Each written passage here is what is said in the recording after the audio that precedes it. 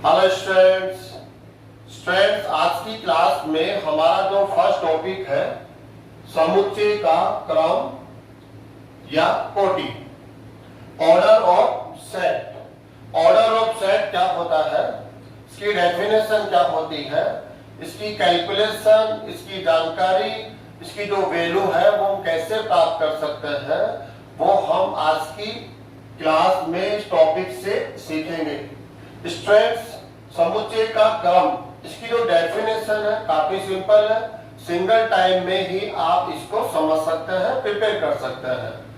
Definition of order of set. Sets क्या होता है, कोई भी एक सेट जो आपको गिवन है, उस सेट के पास कुल कितने अवयव है, आपको काउंट करना है कि उस सेट के पास कुल अवयवों की संख्या कितनी है। उन अवयवों की कुल संख्या को ही इस समुच्चय का ऑर्डर या कह सकते हैं कोटि या क्रम कहा जाता है। तो काफी सिंपल है, मैं इसकी डेफिनेशन को यहाँ पर राइट कर देता हूं। काफी सिंपल स्टूडेंट, देखिए समुच्चय में विद्यमान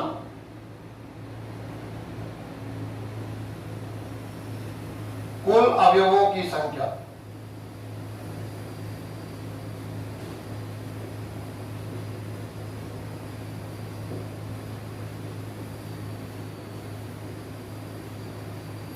समुच्चय का क्रम या कह लीजिए कोटि कहलाती है।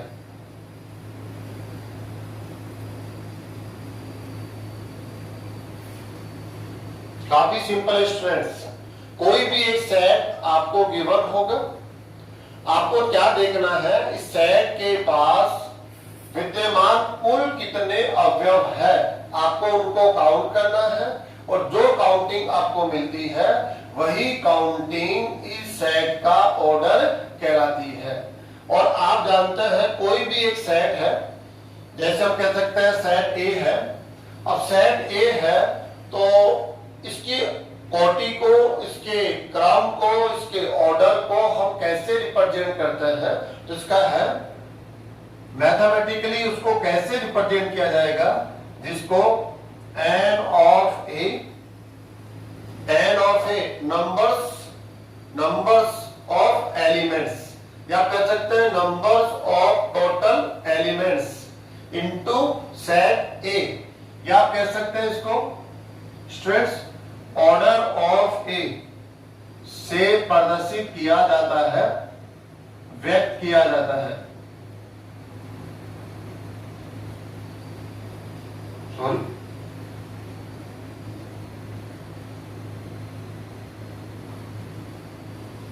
तो स्टूडेंट्स काफी सिंपल है, एक बार और हम इसका रिवीजन देख लेते हैं। कोई भी एक समुच्चय है ए, आपको क्या जानना है, आपको क्या ज्ञात करना है, इस सेट का क्रम क्या है, उसकी कोटि क्या है, या हम कह सकते हैं इस सेट का ऑर्डर क्या है। तो इसकी कैलकुलेशन कैसे होगी, समुच्चय ए में विद्यमान कुल अवयवों की संख्या, उस समुच्चय के पास उपस्थित कुल कितने अवयव है उनको आपको गिनना होता है, और जो ये काउंटिंग आपको मिलती है, कुल अवयवों की संख्या जो आपको प्राप्त होती है, इसी संख्या को इस समुच्चय का क्रम या कोटि कहा जाता है। मैथमेटिकली इनको आप कैसे डिनोट करेंगे, n ऑफ a, a यहाँ पर क्या है, सेट है, सेट का साइन है, n का अर्थ है नंबर्स और टोटल एलिमेंट्स। इस सेट के पास जो एलिमेंट्स है, टोटल एलिमेंट्स है, कितने नंबर्स में है, आपको उनकी काउंटिंग को यहाँ पर लिखना होता है। तो n ऑफ a या कह सकते हैं ऑर्डर ऑफ a, यहाँ ऑर्डर है, ऑर्डर का फर्स्ट लेटर यूज करके भी हम कह सकते हैं ऑर्डर ऑफ a से इसको प्रदर्शित किया जाता है। स्टूडेंट्स, एग्जांपल के द्वारा हम इसको समझते हैं। कोई भी एक एग्जांपल हमने लिया, फर्स्ट एग्जांपल, एक सेट है ए। सेट ए क्या है, यहाँ पर इसका एलिमेंट है x, इसको हम सेट बिल्डर फॉर्म और रूल मेथड से रिप्रेजेंट कर रहे हैं। स्टूडेंट्स, आप जानते हैं किसी भी सेट को टू मेथड से रिप्रेजेंट किया जाता है। फर्स्ट मेथड है रोस्टर टेबुलर मेथड, इसको आप टेबुलर मेथड भी कह सकते हैं। सेकंड मेथड है सेट बिल्डर मेथड, या कह सकते हैं रूल मेथड। इन दोनों में से किसी एक मेथड का यूज करके आप एक सेट को रिप्रेजेंट करते हैं। अब आपको खुद को देखना होता है कि किस समय किस मेथड का यूज उस सेट के लिए किया जाना होता है। प्रीवियस क्लासेस में हमने इसका नॉलेज ऑलरेडी ले रखा है, तो हम आगे कंटिन्यू करते हैं।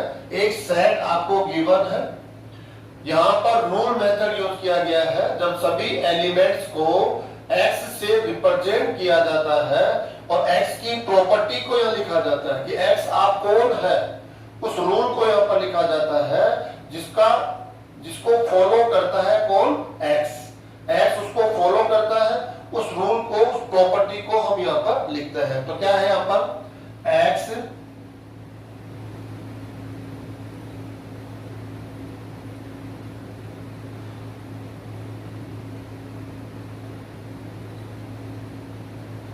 मैथमेटिक्स का लेटर है। स्ट्रेस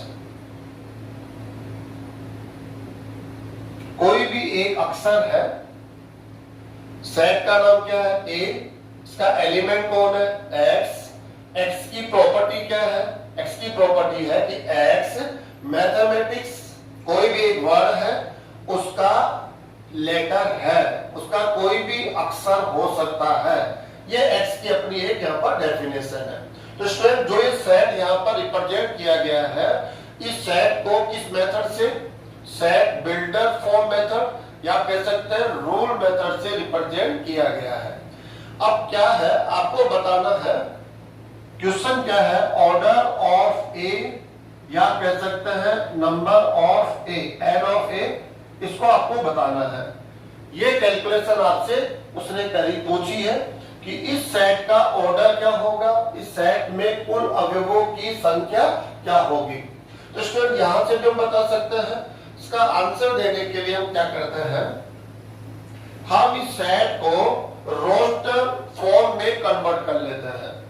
रोस्टर फॉर्म में कैसे कन्वर्ट करते हैं, रोस्टर फॉर्म बोलता है कि आप इस सेट के सभी अवयवों को लिखना होता है, इंडिविजुअली लिखना होता है कि आप सबको एक कॉमन साइन यहां पर प्रोवाइड करके लिख रहे हैं तो रूल मेथड हो गया, लेकिन आपको इंडिविजुअल हर एक एलिमेंट को लिखना होता है तो वो रोस्टर मेथड हो गया। स्टूडेंट यहां से स्टार्ट करते हैं। x कौन है आप, ये कहता मैं एक लेटर हूं, ये लेटर कहां से चूज किया जाएगा, ये कह रहा है इस शब्द से। ये जो वर्ड है मैथमेटिक्स वर्ड है, यहां पर जो लेटर आपको मिलता है वो लेटर x की वैल्यू है। स्टार्ट करता है, x की फर्स्ट वैल्यू कौन होगी, m, तो m हो गया। सेकंड कैपिटल में लिख लेते हम m, सेकंड कौन होगा a, third p, fourth s, फिर e, फिर से कौन आ रहा है स्टूडेंट, फिर से m आ रहा है। स्टूडेंट प्रीवियस क्लासेस में हमने स्टडी कर लिया है कि कोई भी सेट आप रोस्टर फॉर्म में लिखते हैं तो किसी भी एक एलिमेंट को दो बार लिखने का कोई मतलब नहीं होता है, मीनिंगलेस होता है। अगर आप m, जैसे ये m ऑलरेडी आपने यहाँ पर राइट कर लिया है, फिर से m आ रहा है, आप चाहे तो m यहाँ लिख सकते हैं, लेकिन ये मीनिंगलेस होगा। अगर आप लिख देते हैं तब भी कोई प्रॉब्लम नहीं है, लेकिन ज्यादा अच्छा होगा कि आप किसी भी एक एलिमेंट्स को रिपीट ना करें। ठीक है, फिर से मैं कह रहा हूं, अगर आप रिपीट कर देते हैं तब भी कोई प्रॉब्लम नहीं है, लेकिन इसका जो रूल कहता है कि एक एलिमेंट को ओनली सिंगल टाइम हम राइट करते हैं। ठीक है स्टूडेंट्स, तो एक बार तो क्या करते हैं, इसको लिख देते हैं m, फिर से बोला जाएगा a, फिर आ जाएगा t, फिर आ जाएगा i, c, s, ऐसे आगे स्टूडेंट्स। लेकिन इससे ज्यादा बेस्ट कौन होगा कि आप सिंगल एलिमेंट को, एक एलिमेंट को सिंगल टाइम यूज करें तो ज्यादा बेस्ट होगा स्टूडेंट्स, है ना। ये हमारा रूल होता है m, फिर आ गया a, t, h, e।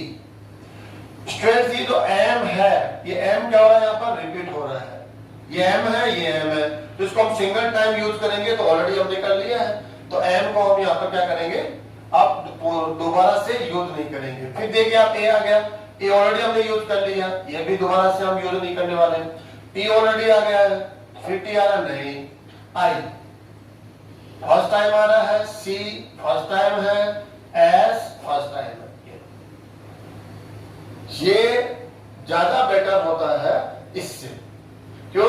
क्योंकि जो रूल कहता है वो कहता है किसी भी एक सेट में आप जब सभी एलिमेंट्स को राइट कर रहे होते हैं, रोस्टर फॉर्म में उस सेट को रिप्रेजेंट कर रहे होते हैं, तो आप एक एलिमेंट को एक ही बार यहां पर यूज करेंगे। सिंगल टाइम आप डबल ट्रिपल फोर टाइम ऐसे किसी भी एलिमेंट को राइट नहीं करने वाले हैं। इसका आप ध्यान रखेंगे तो ज्यादा अच्छा होगा स्टूडेंट्स। तो ये हो गया आपका सेट ए। स्टूडेंट्स आप चाहे तो ऐसा भी कर सकते हैं कि ये जो सेट है ये इसके एलिमेंट हो गए। सेट के एलिमेंट्स में ऑर्डर का कोई प्रभाव नहीं होता है। अगर आप जैसे स्टार्ट में एम है, आप कहें कि हम ए को यहां लिख लें, एम को यहां लिख लें, तो ऐसा करने पर सेट में कोई चेंजेस नहीं आता है। ये सेट वैसे ही बना रहता है जैसे पहले था। इसको यूं समझ सकते हैं जैसे आपकी अपनी एक क्लास है और क्लास के अंदर 40 स्टूडेंट्स है और 40 स्टूडेंट्स है तो 40 स्टूडेंट्स को लेकर हमने वहां पर एक सेट ले लिया है। ये 40 स्टूडेंट्स सेट के एलिमेंट्स है। अब स्टूडेंट्स आप जानते हैं अगर स्टूडेंट्स के ऑर्डर को चेंज कर दिया जाए, उसका जो सीटिंग अरेंजमेंट है वो हम चेंज कर दें, तो आपकी क्लास पर क्या प्रभाव पड़ेगा? क्या आपकी क्लास के एलिमेंट चेंज हो गए? तो कहेंगे एलिमेंट तो चेंज नहीं हुए, सीटिंग अरेंजमेंट चेंज हुआ है, लेकिन एलिमेंट्स वही है। तब भी आपकी क्लास को 11th साइंस की क्लास ही बोला जाएगा, बोलेंगे ना, क्योंकि हमने किसी भी स्टूडेंट्स को क्लास से बाहर नहीं किया या बाहर के किसी स्टूडेंट्स को आपके क्लास में शामिल नहीं किया। हमने केवल और केवल क्या किया, क्लास में जो सीटिंग अरेंजमेंट पहले था उसको बदलकर हमने नया अरेंजमेंट दे दिया। तो पहले वाला सेट बाद वाले सेट में एलिमेंट्स में कोई अंतर नहीं है और एलिमेंट्स में कोई अंतर नहीं है, केवल अरेंजमेंट में अंतर है। तो अरेंजमेंट में अंतर होने से कभी भी सेट में कोई चेंजेस नहीं आता है। आप अरेंजमेंट चेंज कर देंगे तो सेट वही बना रहता है। आप एलिमेंट्स को चेंज नहीं कर सकते, किसी एलिमेंट्स को अंदर से बाहर नहीं कर सकते, बाहर से अंदर नहीं कर सकते। यदि ऐसा कर लेंगे तो फिर आपका सेट चेंज हो जाता है। तो स्टूडेंट्स ये एग्जांपल देखिए आप लोग, यहाँ पर ये आपका सेट है, तो हमने यहाँ पर क्या किया, ये कहता है एक्स मैं सेट का एलिमेंट हूं और मेरी जो प्रॉपर्टी है, मेरे लिए जो रूल फॉलो करना है वो है कि मैं मैथमेटिक्स शब्द का लेटर हूं। तो मैथमेटिक्स शब्द में जो लेटर्स है वो 1 by 1 हम लोग एक्स के लिए यूज करेंगे और हमने यूज किया।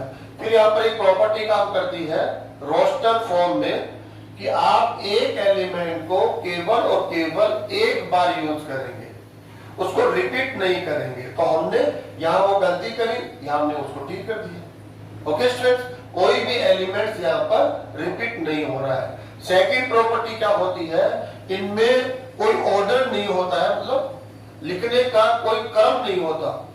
आपने स्टार्ट में एम लिखा है, कोई स्टूडेंट कहता है ए फर्स्ट होता है एम तो बाद होता है, तो मैं ए पहले लिखूंगा एम को बाद में लिखूंगा। तो ऐसा किया जा सकता है, इसकी परमिशन आपके पास होती है। ऐसा करने पर ये सेट ए है, आगे भी क्या बना रहता है, सेट ए बना रहता है। अब स्टूडेंट्स हम इसमें पढ़ रहे हैं ऑर्डर ऑफ ए, हम कह सकते हैं एन ऑफ ए। आपको काउंट करना है इसके पास कितने एलिमेंट्स हैं, तो 1 2 3 4 5 6 7 8। तो हम कह सकते हैं सेट ए का जो ऑर्डर होगा, क्रम होगा, वो कितना होगा, 8 होगा। स्टूडेंट्स कितना आसान है इसका ऑर्डर लिखना। इसके बाद हम सेकंड एग्जांपल देख सकते हैं। सेकंड एग्जांपल देखिए आप, जैसे आपने पढ़ा है एन, एन को देख के आपको समझ में आ जाना चाहिए। क्या समझ आना चाहिए, एन यहाँ पर एक स्टैंडर्ड सेट है। लास्ट क्लास में हमने स्टैंडर्ड सेट्स को स्टडी किया था, जिनका अपना एक साइन होता है। साइन को देखते ही समझ में आ जाता है कि सेट के एलिमेंट्स कौन होंगे। तो एन हम रिप्रेजेंट करते हैं कौन से स्टैंडर्ड सेट के लिए, set of natural numbers, set of all natural numbers, तो जो नेचुरल नंबर्स है वहां पर फर्स्ट एलिमेंट होगा 1, सेकंड होगा 2, 3, 4, 5, 6, 7। स्टूडेंट्स इसका तो कोई एंड नहीं होता है। जो नेचुरल नंबर है उसका स्टार्ट तो है 1 से है, और उसके बाद +1 करते हुए हम लोग नेक्स्ट एलिमेंट तो राइट कर सकते हैं, लेकिन इसका जो एंड है इसको हम कभी भी प्राप्त नहीं कर सकते हैं।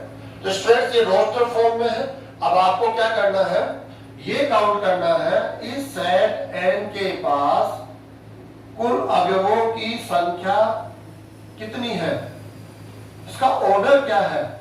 तो स्टूडेंट्स काउंट कर सकते हैं आप इसका ऑर्डर। ये फिनिट फॉर्म में तो नहीं है, परिमित रूप में। परिमित का अर्थ है जिसको आप प्राप्त कर सकते हो, जिसको आप गिन सकते हो, जिसका वेट कर सकते हो, जिसको माप सकते हो, है ना, उसको परिमित बोलते हैं, जो ज्ञात रूप में होता है।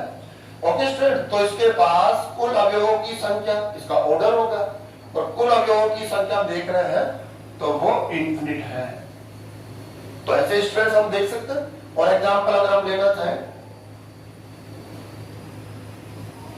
थर्ड एग्जांपल जैसे स्टूडेंट्स हमने एक सेट ले लिया बी, रोस्टर फॉर्म में, हम सॉरी इसको लेते हैं रूल फॉर्म में।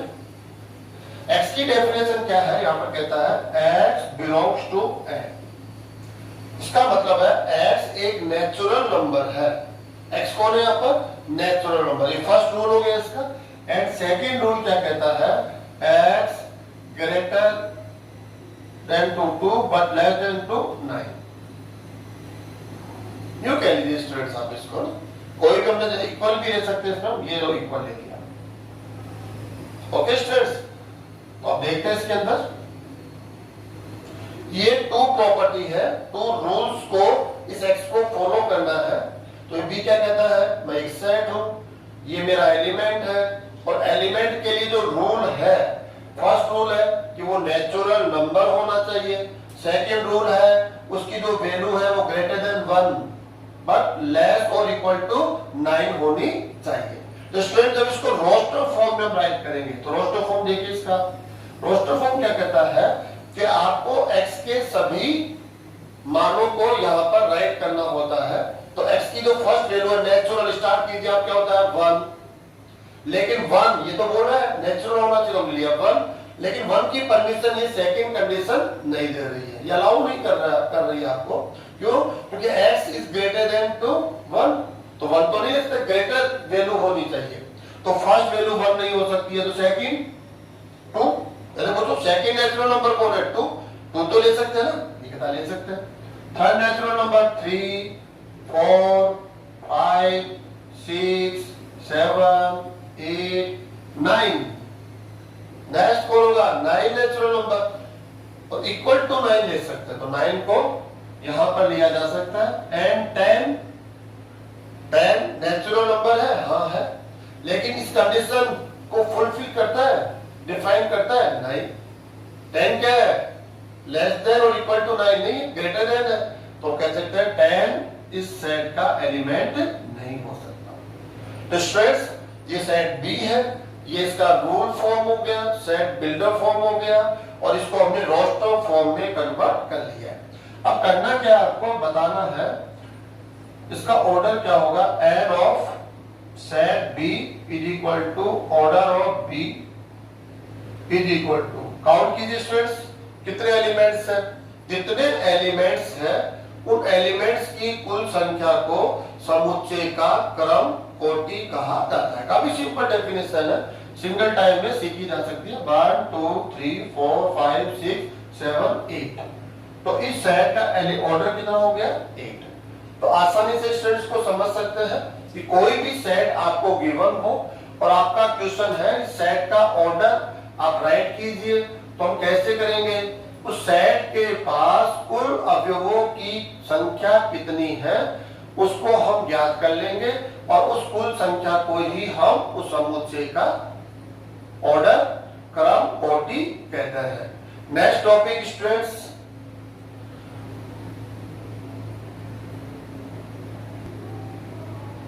नेक्स्ट नेक्स्ट टॉपिक है स्ट्रेंड्स, समुच्चय के प्रकार। समुच्चय कितने प्रकार से हो सकता है, हम इसको आगे इस टॉपिक में पढ़ने वाले हैं। Types of set. First type है परिमित समुच्चय, फिनिट सेट। स्ट्रेस जो डेफिनेशन है वो डेफिनेशन इसी जो आपने यहाँ सेट, टाइप ऑफ सेट पढ़ रहे हैं, यहीं से इसकी डेफिनेशन बनती है। परिमित समुच्चय, अगर आप परिमित शब्द का मीनिंग समझते हैं कि परिमित कहाँ यूज किया जाता है, तो आसानी से आप इस टाइप ऑफ सेट की डेफिनेशन को दे सकते हैं। परिमित का अर्थ होता है जिसको आप ज्ञात कर सकते हो, जिसकी एक निश्चित वैल्यू हो, उसके लिए हम परिमित शब्द का यूज करते हैं। जैसे स्ट्रेंथ हम कह सकते हैं, आपके अकॉर्डिंग एग्जांपल, आपकी लेंथ, आपकी जो लेंथ है आप उसका मेजरमेंट कर सकते हैं। आपकी जो लेंथ है आप सेंटीमीटर में फाइंड आउट कर सकते हैं, आप इंचेज में फाइंड आउट कर सकते हैं, आप फीट के अंदर उसको फाइंड आउट कर सकते हैं। तो वो अपने आप में क्या हो गया, फिनिट वैल्यू हो गई, परिमित वैल्यू हो गई। आपका वेट, आप अपने वेट को भी मेजर कर सकते हैं। जैसे आप किलोग्राम में आप 50 केजी आपका वेट है, 55 केजी आपका वेट है, 60 केजी आपका वेट है। तो इस वैल्यू को जो फिनिट होता है, जिसको प्राप्त किया जा सकता है, जो वैल्यू ज्ञात रूप में होती है, उसको हम लोग क्या बोलते हैं, फिनिट। ऐसे आप कह सकते हैं, जैसे आपके घर में लाइट यूज होती है, तो उसका कंजप्शन हो रहा है लाइट का, वो भी एक अपने आप में कैलकुलेट होकर आपको मिलती है। आपके घर पर लाइट का बिल मिलता है।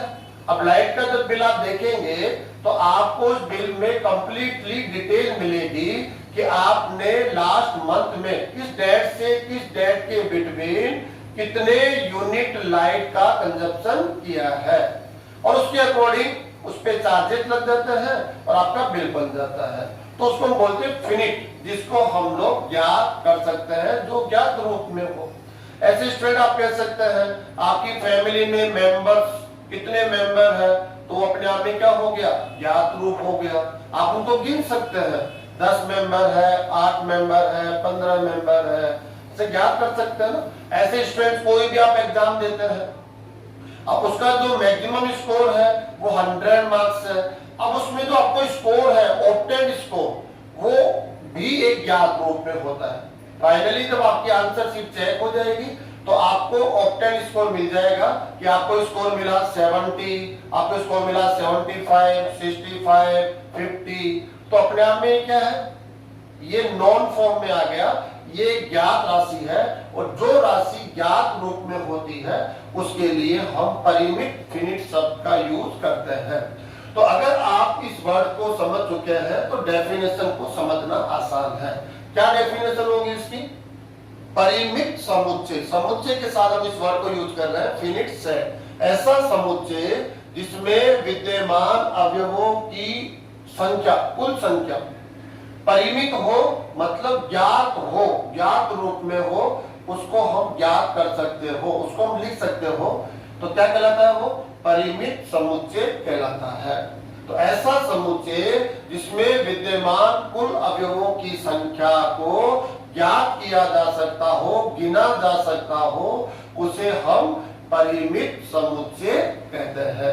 तो स्टूडेंट्स एग्जांपल से हम इसको कंटिन्यू करते हैं। कोई भी हमने एक एग्जांपल ले लिया, यहाँ पर ये एग्जांपल हो गया यहाँ पर। जैसे ये x इसका एक एलिमेंट है students, x belongs to i।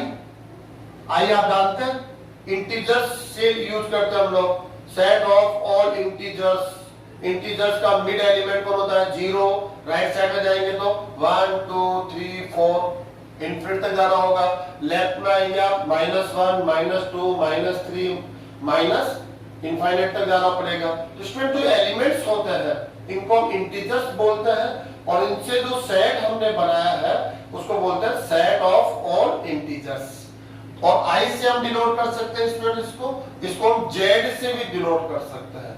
कुछ राइटर इसको जेड से भी डिनोट करते हैं, कुछ राइटर इसको आई से डिनोट करते हैं।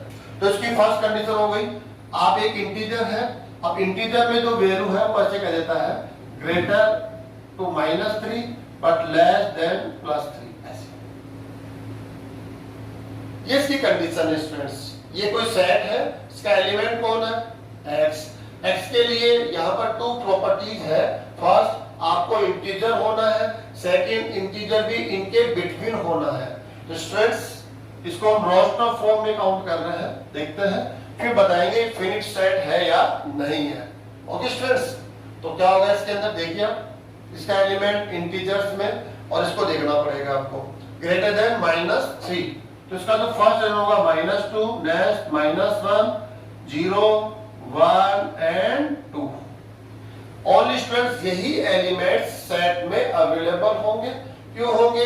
क्योंकि ये सब इंटीजर्स भी है एंड सेकंड इस कंडीशन को भी फुलफिल करते हैं, ग्रेटर देन -3 है all elements but less than +3 है। तो अगर आप इसको कहते हैं तो इसके एलिमेंट्स को काउंट करेंगे। अब इसका ऑर्डर यहां पर ऐड करते हैं, order of A and N of A. अगर इसको काउंट करते हैं, ऑर्डर ऑफ क्या होता है? टोटल एलिमेंट्स आपको काउंट करना होता है। तो 1 2 3 4 5, तो इसका ऑर्डर क्या हो जाएगा? 5 हो जाएगा स्टूडेंट्स। इसका ऑर्डर क्या होगा? 5 होगा। और 5 अपने आप में क्या है? एक फिनिट नंबर है, एक ज्ञात संख्या है, इसलिए इस समुच्चय को हम क्या बोलेंगे? परिमित समुच्चय। तो ऐसा समुच्चय जिसका जो ऑर्डर होता है, क्रम होता है, वो एक फिनिट हो, परिमित हो, या जिसमें अवयवों की संख्या परिमित हो, उनको आप गिन सकते हो, उसे हम बोलते हैं परिमित समुच्चय। ओके स्टूडेंट्स, सेकंड सेट हम ले लेते हैं, सॉरी सेकंड टाइप हम ले लेते हैं अपरिमित। अपरिमित समुच्चय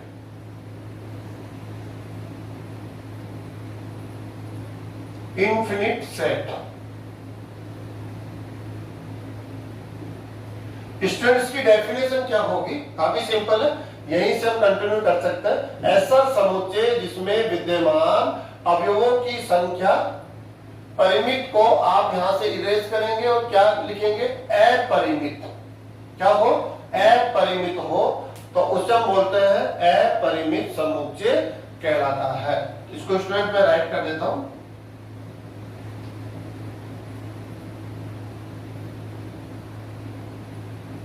ऐसा समुच्चय जिसमें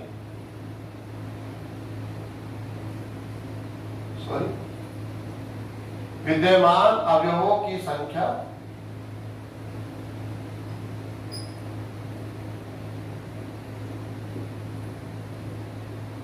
अपरिमित। अपरिमित का अर्थ होता है अज्ञात, और अज्ञात को हम इनफिनिट से यहां राइट कर सकते हैं ऐसे। अज्ञात हो, इनफिनिट हो,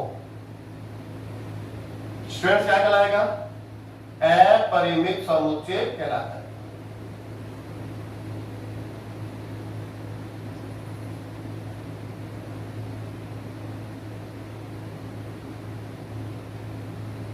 ओके स्टूडेंट्स, इसका जो ऑर्डर होगा, कोई भी सेट है, इसका जो ऑर्डर है वो फिक्स है। Order of A N of A is equal to infinite. Students जो फिनिट सेट है इसका ऑर्डर ज्ञात होता है, फिनिट होता है, लेकिन अपने आप को चेंज करेगा। कभी 5 मिलेगा, कभी 7 मिलेगा, कभी 100 मिलेगा, कभी 1000 मिल सकता है, कभी 1 मिल सकता है। तो फिनिट तो होगा, लेकिन वो अपने आप को क्या करेगा? चेंज करेगा। लेकिन जो इनफिनिट सेट्स है उसका ऑर्डर हमेशा क्या होगा? इनफिनिट होगा। ये अज्ञात होगा, ये अपरिभाषित वैल्यू है। इसकी वैल्यू क्या है, इसकी हमें कोई जानकारी नहीं है, इसलिए इसको हम बोलते हैं इनफिनिट सेट्स। एग्जांपल के तौर पे अगर हम लेना चाहें स्टूडेंट्स, तो आप कह सकते हैं, कैसे कह सकते हैं? जब बहुत सारे एग्जांपल्स आपने लिए हैं, जैसे W। स्टूडेंट W को आप जानते हैं set of all whole numbers. Set of all whole numbers. Whole number का जो फर्स्ट एलिमेंट होता है वो 0, 1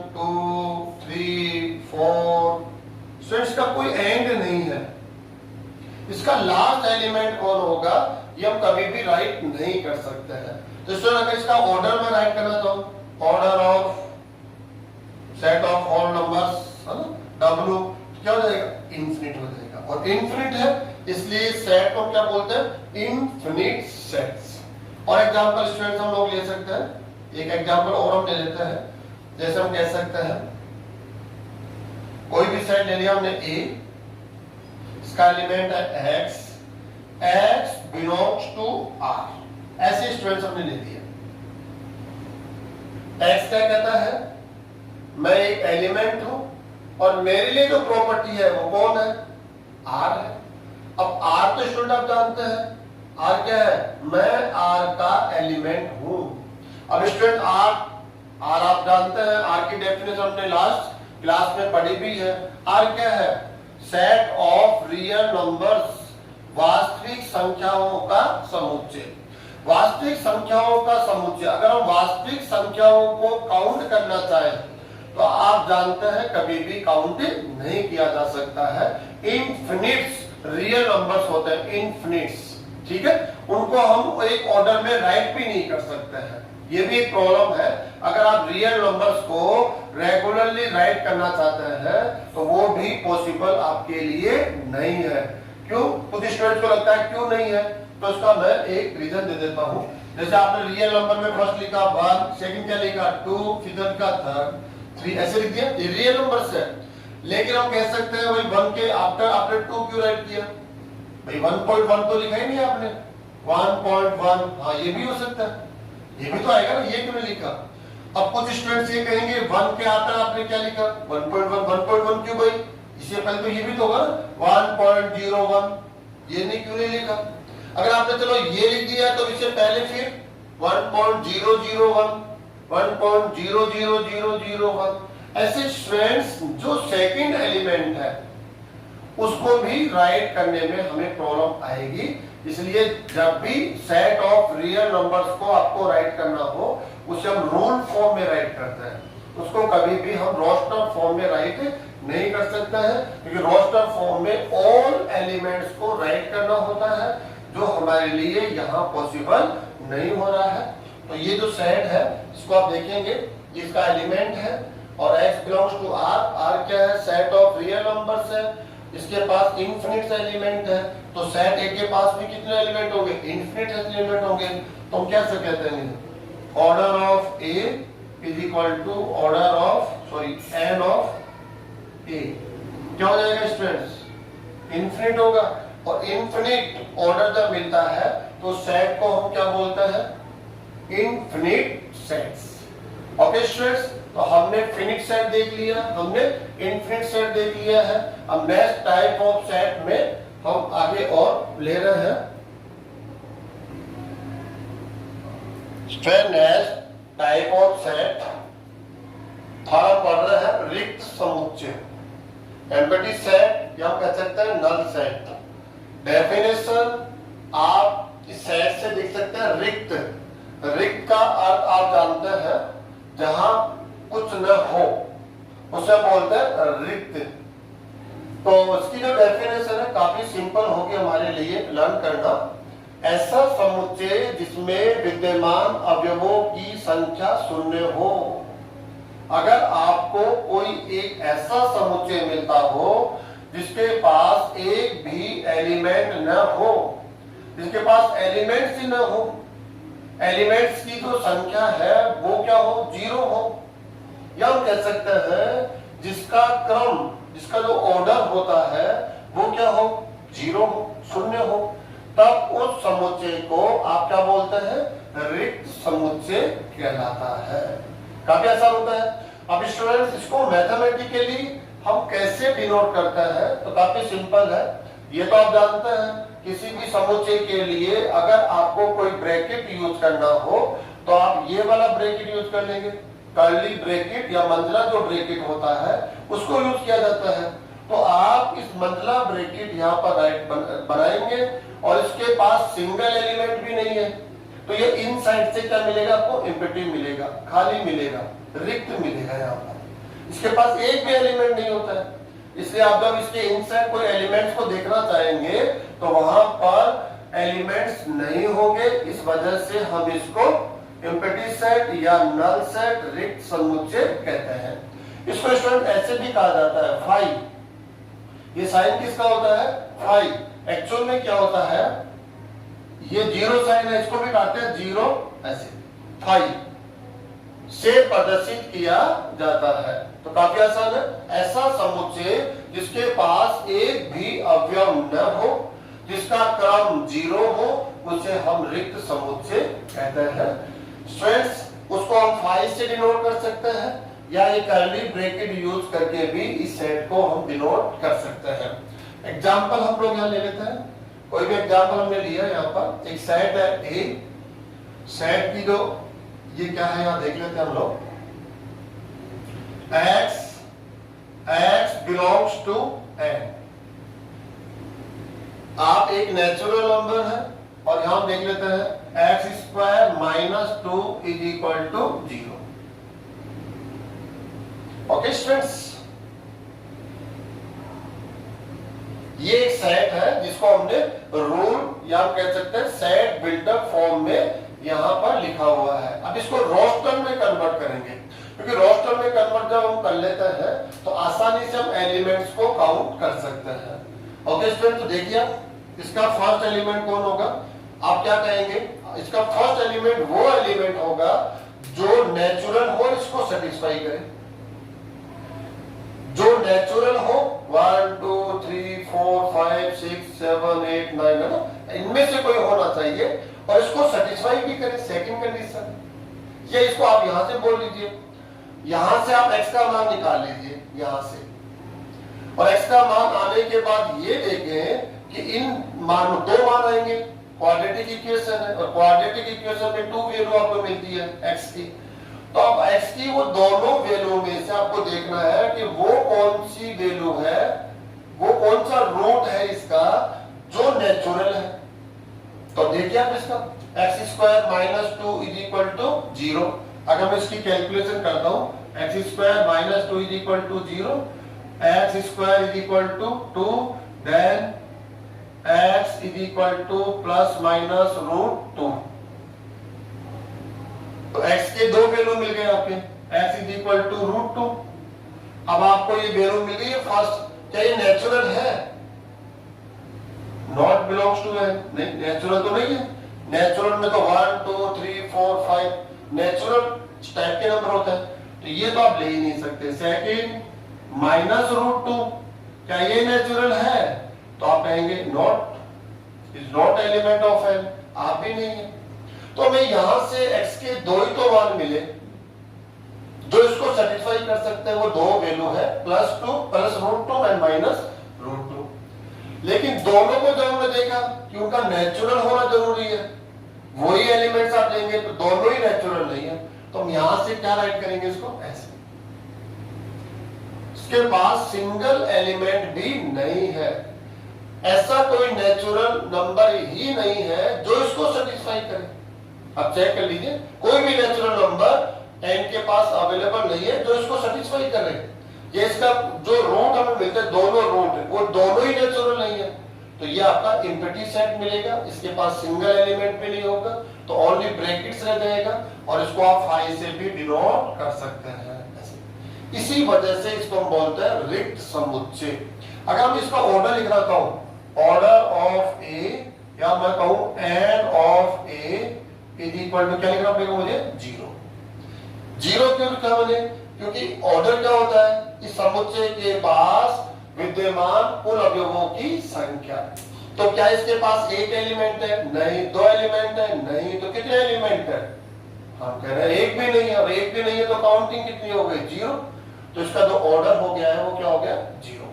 ऐसे स्टूडेंट्स हम सेकंड एग्जांपल ले लेते हैं। सेकंड एग्जांपल, कोई भी एक सेट हमने ले लिया बी। ओके स्टूडेंट्स, अब हम यहां पर कोई भी ऐसे, इसका x एक एलिमेंट हो गया, और हम क्या ले सकते हैं?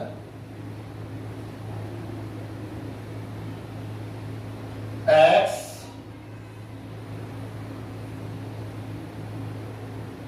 बिलोंग्स टू, हम ले सकते हैं, चलो इसी में से ले लेते हैं हम लोग, n ही ले लेते हैं, and x is greater than 1 but less then 2 ऐसे लीजिए स्टूडेंट्स, दो कंडीशंस। अब आपको देखना है इसको रोस्टर फॉर्म में कन्वर्ट करना है। स्टूडेंट्स यहाँ पर डबल प्रैक्टिस हो रही है, टाइप ऑफ सेट को तो हम स्टडी कर ही रहे हैं, साथ में आप क्या सीख रहे हैं कि कोई भी सेट अगर रूल फॉर्म में गिवन हो, सेट बिल्डर फॉर्म में गिवन हो, तो उसको रोस्टर में या टेबुलर फॉर्म में हम कैसे कन्वर्ट कर सकते हैं। ठीक है, तो ये सीखिए आप लोग। ये कहता है भाई सेट का एलिमेंट हूं और मेरी जो वैल्यू है वो इन दोनों से डिसाइड होगी। एक्स की वो वैल्यू आप चूज करके आगे बढ़ेंगे जो वैल्यू इन दोनों को सेटिस्फाई करती हो। तो स्टूडेंट्स एक्स की वो वैल्यू जो नेचुरल हो और 1 और 2 के बिटवीन हो, ऐसी कोई वैल्यू आप नेचुरल होनी चाहिए। नेचुरल क्या होता है 1 2 3 4 5 और 1 और 2 के बिटवीन ये तो सारे डेसिमल वैल्यू होती है 1.1 1.01 1.2 1.23, ये तो नेचुरल नहीं है। तो हम कहेंगे कि यहाँ पर x की एक भी वैल्यू इस सेट के पास नहीं होगी। क्यों? क्योंकि दोनों को डिफाइन करने वाला x का कोई भी मान परिभाषित नहीं है। तो स्टूडेंट इसको आप 5 से भी नोट कर सकते हैं। b equal to infinity set हो गया, a इक्वल टू 5। अगर मैं इसका ऑर्डर लिखना चाहूं, ऑर्डर ऑफ बी या n of B, numbers of B is equal to क्या लिखना पड़ेगा मुझे 0, क्योंकि इसके पास एक भी एलिमेंट नहीं है। या हम कहें एलिमेंट्स की जो संख्या है वो क्या है 0।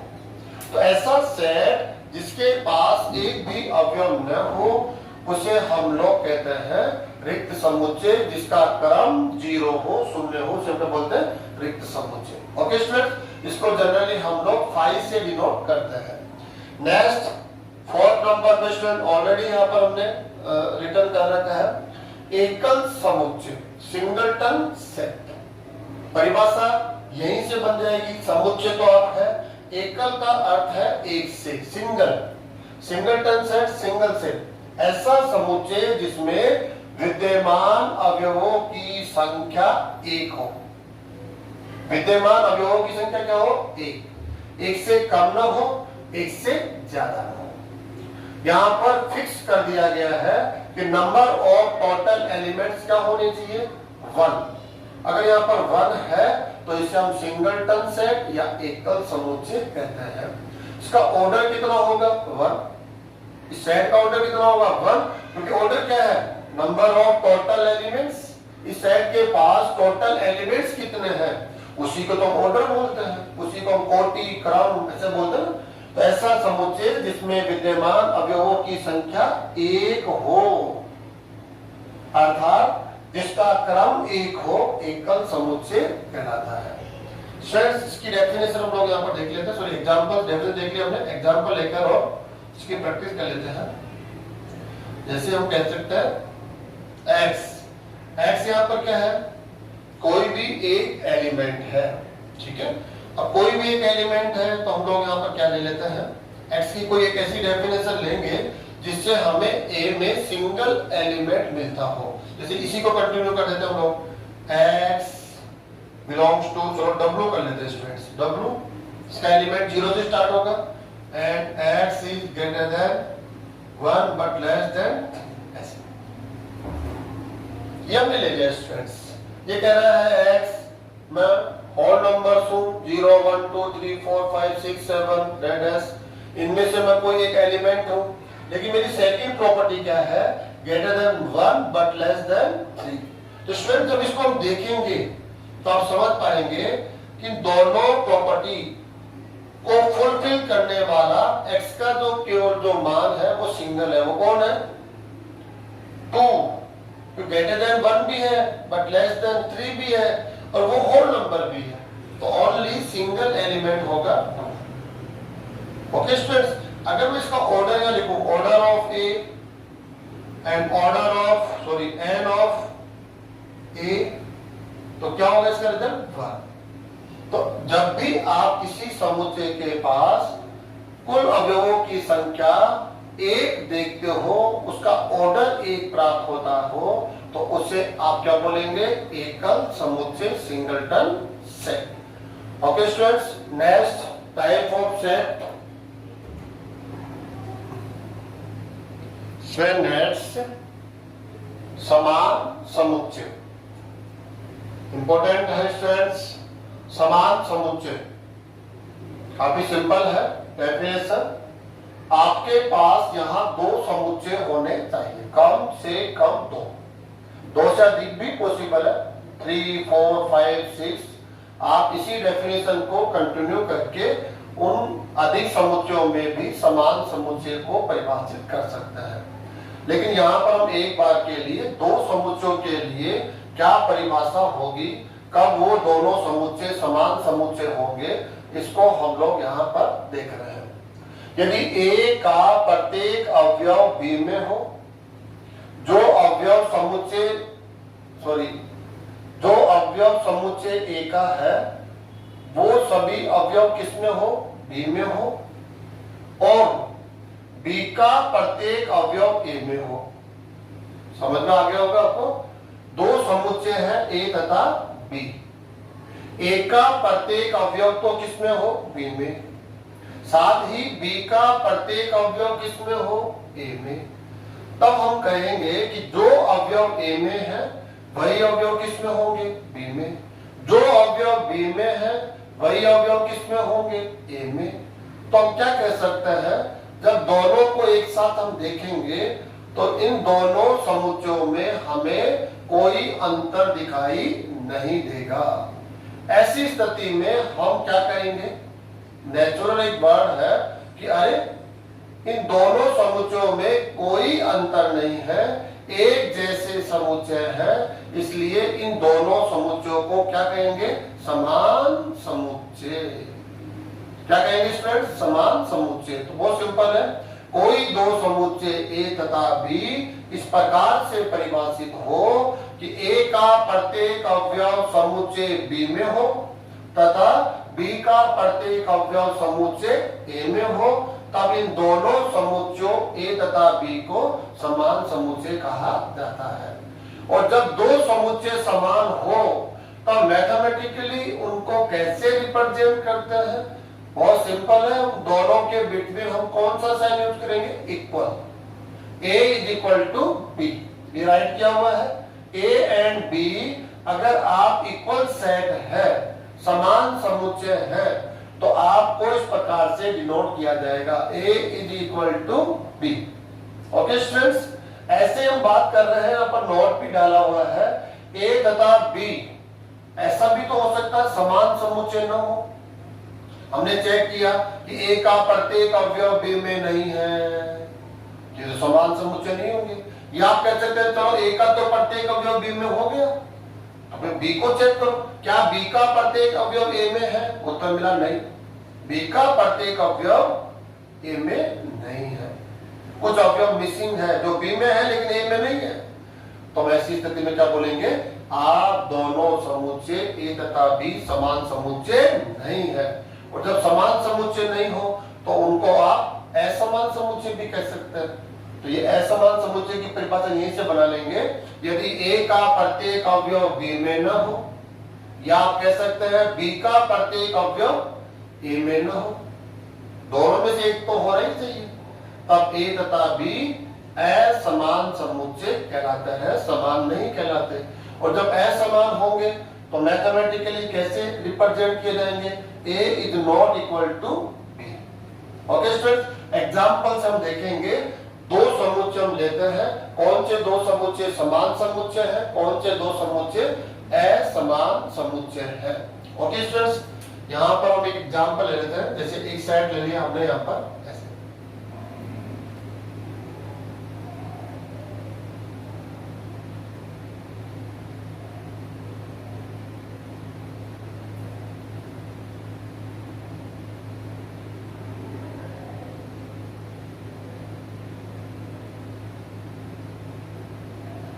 देखिए स्टूडेंट्स कि कोई भी एक सेट है, ये सेट के जो एलिमेंट्स है, अब देखिए आप इसके पास 5 एलिमेंट्स है, ये आपका फर्स्ट सेट हो गया है। अब यहाँ पर हम एक सेकंड सेट लेंगे B, इसको हम लोग लिख रहे हैं रूल फॉर्म में, x इसका एलिमेंट है, x क्या है, x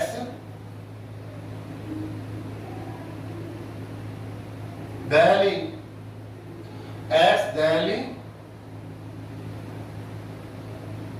शब्द का अक्षर है, लेटर है ये इसको रूट फॉर्म में लिखा गया। सेट ए रोस्टर फॉर्म में है, इसके एलिमेंट्स को आप एक एक करके यहाँ पर रीड कर सकते हैं। आप इसका ऑर्डर भी बता सकते हैं 1 2 3 4 5, टोटल एलिमेंट्स कितने हैं 5, तो उसका ऑर्डर कितना हो जाएगा 5। अब आप सेकंड सेट पर आइए।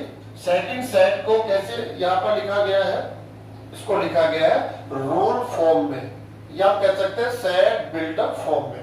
ओके स्टूडेंट्स, क्या है इसमें, क्या होता है, सेट है बी जिसका एलिमेंट कौन है x, और x की डेफिनेशन क्या है, x कहता है मैं दिल्ली शब्द का अक्षर हूं। जो दिल्ली एक शब्द है, वर्ड है, उसमें जो अक्षर है वो अक्षर x की वैल्यू है। तो स्टूडेंट्स इस b को हम कैसे राइट करेंगे, रोस्टर फॉर्म में। एक एक करके लिख दिया।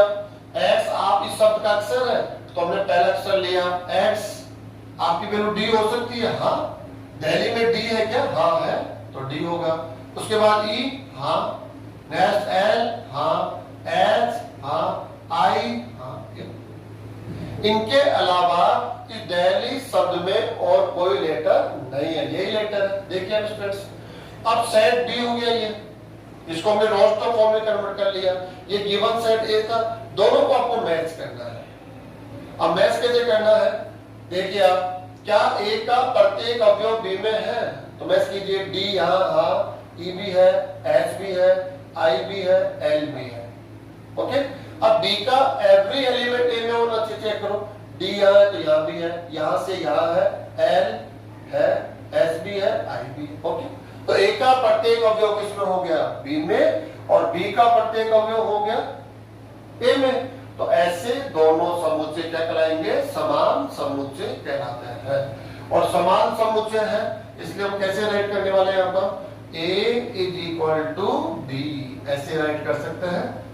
आप दोनों समान समुच्चय है क्योंकि दोनों के अवयव समान है, एडजेक्टिव एलिमेंट है, जो एलिमेंट्स यहाँ है वही एलिमेंट्स यहाँ है। अब कुछ स्टूडेंट्स के माइंड में ये क्वेश्चन हो सकता है कि सर ऑर्डर में कहीं ना कहीं यहाँ पर प्रॉब्लम है, कैसे, या डी डी ई या एच है या एल है, तो ये प्रॉब्लम है नहीं। ये आप क्लियर कर लीजिए, जब भी कोई समुच्चय आप राइट करते हैं तो उसके एलिमेंट्स में ऑर्डर का कोई महत्व नहीं होता। आप जिस एलिमेंट को पहले, जिस एलिमेंट को बाद लिख सकते हैं, ऐसा करने से सेट में कोई चेंजेस नहीं होगा। ठीक है, तो आप देखेंगे कि ऑर्डर को कभी भी हम महत्व नहीं देंगे, किसी भी एलिमेंट्स को हम कहीं भी यहाँ राइट कर सकते हैं। हाँ, ये जरूर है, एक सजेशन मिलता है कि जब आप लिख ही रहे हैं एलिमेंट्स को, तो इनको एक प्रॉपर रूल के बेस पे लिखा जाए। कैसे, जैसे फर्स्ट एलिमेंट कौन होना चाहिए, सेकंड कौन होना चाहिए, थर्ड, तो ज्यादा बेस्ट होता है, अच्छा लगता है, पढ़ने वाला भी उसके लिए आसान होता है, उसको भी अच्छा फील होता है। आप अरेंजमेंट बिगाड़ के लिखेंगे तब भी राइट होगा, लेकिन जो भी उसको रीड कर रहा है, आप रीड कर रहे हैं, तो बड़ा कंफ्यूज करेगा आपको, जबकि राइट है, प्रॉब्लम नहीं है इसके अंदर।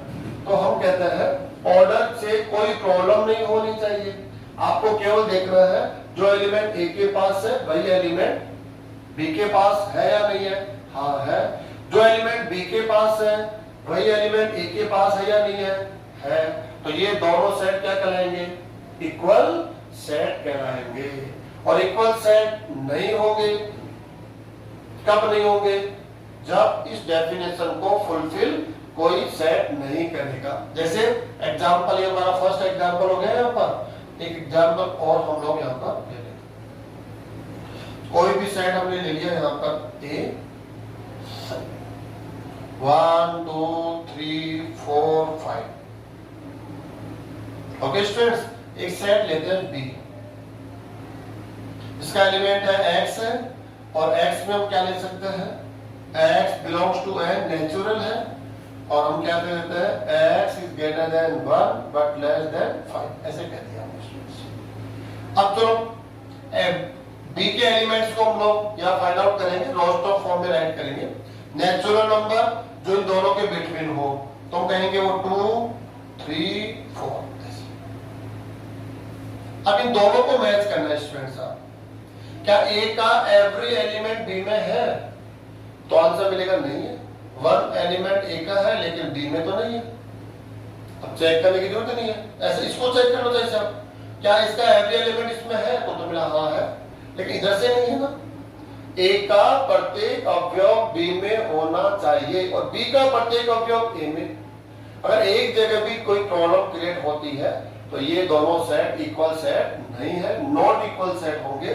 और ये दोनों जब नॉट इक्वल सेट है तो स्टूडेंट्स कैसे इसको रिप्रेजेंट किया जाएगा? Not equal to, A is not equal to B.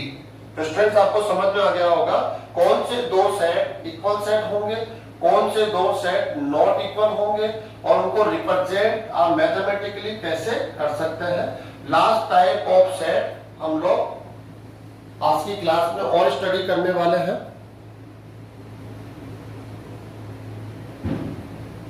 Friends next है तुल्य समुच्चय। तुल्य समुच्चय equivalent set.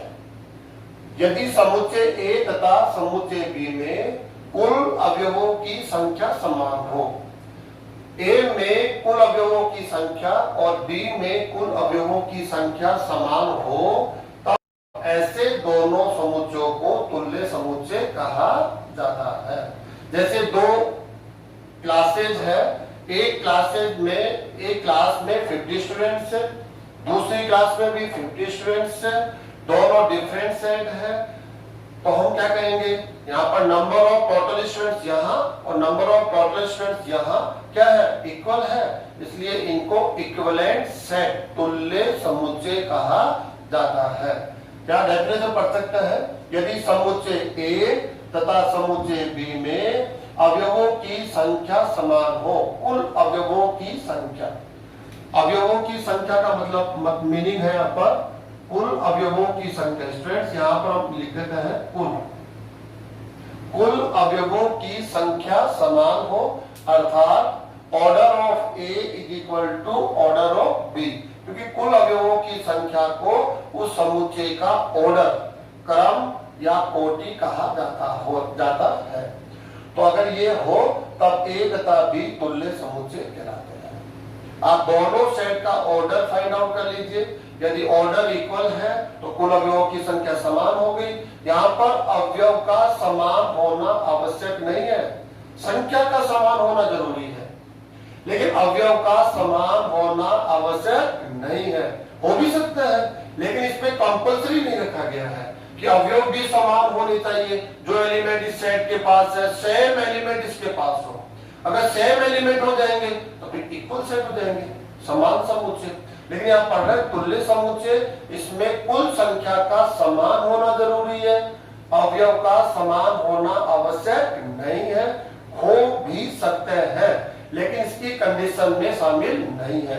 Order of A is equal to order of B, तब ए तथा बी क्या कहलाता है? तुल्य समुच्चय। और तुल्य समुच्चयों को मैथमेटिकली इस प्रकार से रिप्रेजेंट किया जाता है, ए इक्विवेलेंट टू बी, ठीक है, या equivalent set A and B, या आप दोनों इक्विवेलेंट साइन रहे, तो ये इक्विवेलेंट सेट है। इस प्रकार से आप मैथमेटिकली इसको रिप्रेजेंट करेंगे। और इक्विवेलेंट सेट न हो तो इसको हम लोग शून्य क्या कर देंगे? कट कर देंगे। यहाँ पर A is not equivalent to B. Examples में ऑलरेडी हमने एग्जांपल ले रखा है। यहाँ पर कोई एक सेट है ए, जिसका एलिमेंट है एक्स। एक्स की जो डेफिनेशन है, एक्स अंग्रेजी वर्णमाला का स्वर है। जो आपके इंग्लिश अल्फाबेट्स है A B C D E F G X Y Z, इनमें जो आपको देखना है कि कौन से लेटर है जो वोवल्स है, जो स्वर है। तो स्टूडेंट्स हम जानते हैं इन अल्फाबेट्स में अगर आप वोवल्स को चूज करना चाहें तो हमें फर्स्ट वोवल मिलेगा ए, ई, आई और यू। ओके स्टूडेंट्स, इसको हमने रोस्टर फॉर्म में कन्वर्ट कर दिया। नेक्स्ट आ जाइए आप सेट बी। बी इसका एलिमेंट कौन है? वाई, और वाई की प्रॉपर्टी क्या है? पांडव है। जो महाभारत आपने सुनी है उसमें कुछ कैरेक्टर्स थे पांडव, एक ग्रुप बना हुआ था जिनको पांडव नाम दिया हुआ था। और पांडव कौन थे हम जानते हैं स्टूडेंट्स? नहीं जानते हैं तो अपने पेरेंट्स से आप पूछिए, या महाभारत जो कहता है देखिए पढ़िए, आपको उसका तब पता आसानी से चल जाएगा। पांडव, पांडव में जो सबसे बड़ा कैरेक्टर था वो कौन था? युधिष्ठिर।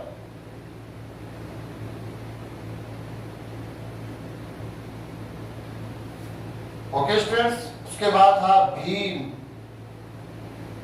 अर्जुन, नकुल एंड सहदेव। इन पांचों को मिलाकर एक साथ सिंगल वर्ड में पांडव कहा जाता था स्टूडेंट्स। पांडव का मतलब है इन पांचों का एक ग्रुप है, ठीक है। तो हमने इसको जब सेपरेटली किया तो हमें 5 मेंबर्स यहाँ पर मिले। ये पांडव क्यों कहा जाता था?